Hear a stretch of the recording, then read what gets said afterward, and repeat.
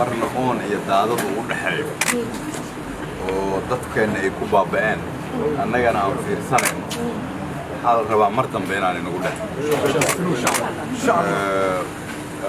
waxaan ku heshiinay golaha wasiirada in qorshe cad laga yeesho sanadaha soo socda laga shaqeeyo dalkoo dhan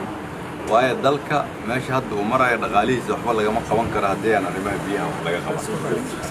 dadkeennana haddaanan arrimaha daadadka iyo oonka aanan wax ka qaban karin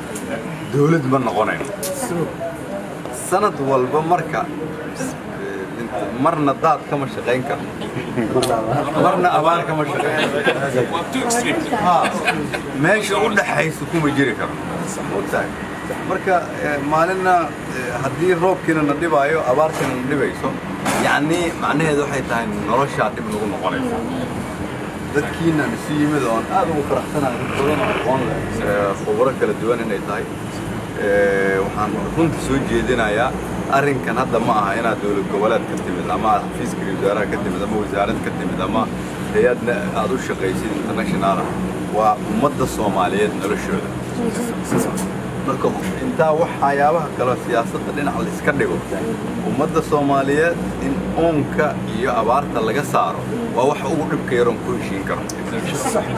waxaan rajaynayaa marka haddii ilaahay yidhaahdo in kulli xoog la geliyo markaan shaqadan bilaaweynay maalintii kuwaan laa waxaan hala sameeyo shirkii Somali Partnership Forumkaan uga hadalnay xafiiskayga waxaan